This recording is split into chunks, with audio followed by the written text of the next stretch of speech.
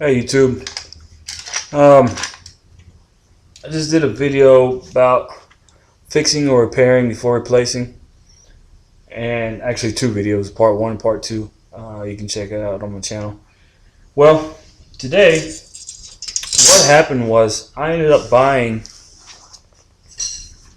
a new file. You see, it's not much, but I actually had some and I couldn't find them. So I went out and got me another one. It was cheap. It's like $5. So it's nothing special. When it comes to stuff like this, I really don't worry about paying top dollar. You know, $15 for something like this is just ridiculous. So anyways, I use that to file down and sharpen my lawnmower blade, and I have a electric hedger. And what happened was I bought it at a yard sale, garage sale, or whatever, and I guess they were getting rid of it because the blades were kind of dull, so it wasn't, of course, working like it did when they first bought it. But I took it apart and I started filing it down. Now, in case you're wondering how you would do something like this, basically on these teeth you got a bottom row and a top row. Now the bottom one is a little bit more heavier one, and all it is these are not really sharp. None of these, even brand new. What it is it acts as a like a bind, and the other one, this is the actual blade. Now these are what's sharp, and I don't know if you can see on this, but on one side you see it right here. See where it's kind of like a stainless steel color or white or whatever? That's why I already sharpened. The rest was black. And then if you look on this side of it, of the little blades, of the little teeth, you can see that it's black and kind of, you know, got some grime in there, and it's also pretty dull. And that just happens after time. Now, what I did was, I'm not only, all you do is you find out, you look at it, and you'll notice that on each side it's different. It's got slants. Okay, and on those slants, you want to keep, when you're filing it down, you want to stay level with those slants. You don't want to change it up. All right, and you just file it down really nice like this, just like that. And then once you feel it and you can see that it's pretty sharp, you're good to go. It doesn't take a lot. And then of course you turn it around and do the other side. And so I'm in the middle of doing that for this one. Now on this is the bottom, and you really don't have to worry too much about that, because the way this works is just like this. It stays about just like that, and then when it goes on, it goes side to side, side to side. You can see how that cuts, and all it's doing is it's using these big pieces to hold against, and then of course it binds it in there, and then the sharper part, the top part, will actually use that force and cut it.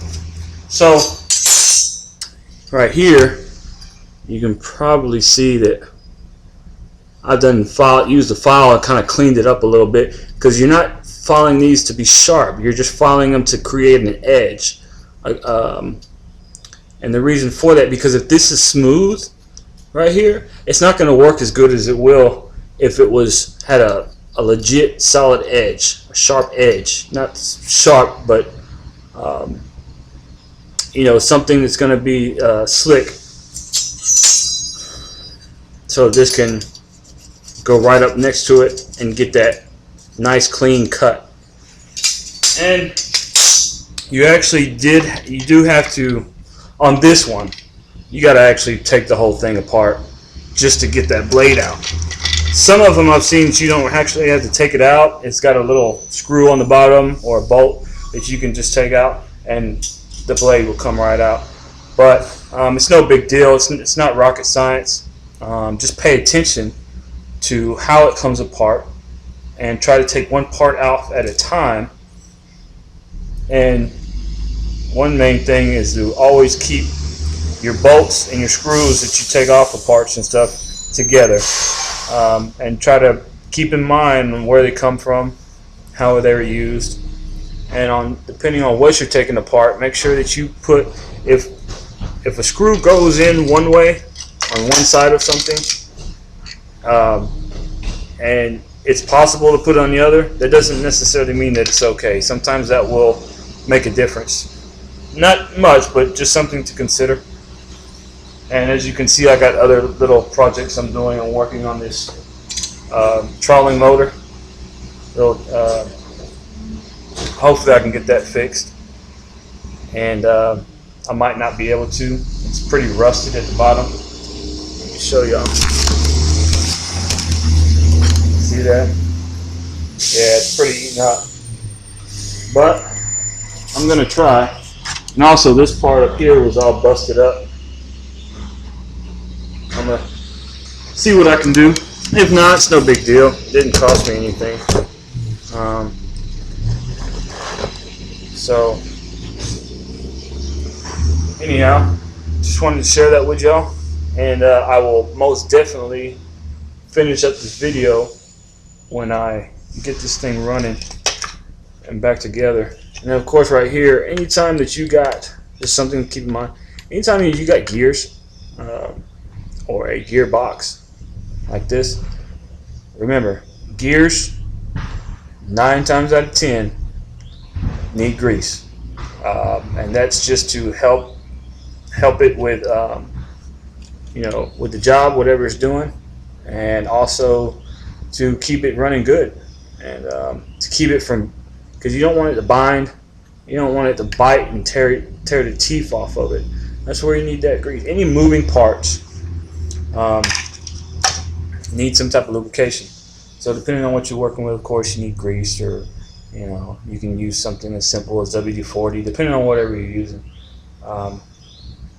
And just an idea, like I use this. It says brake parts cleaner, but it doesn't have to be just for brakes. This is pretty cheap. I think it's like $2 or $3, and it lasts a good little minute, depending on what you're doing. But I mean, that's it. Just use that to clean off parts, and then of course you put your grease and your lube after that. But yeah, so we'll see how this turns out.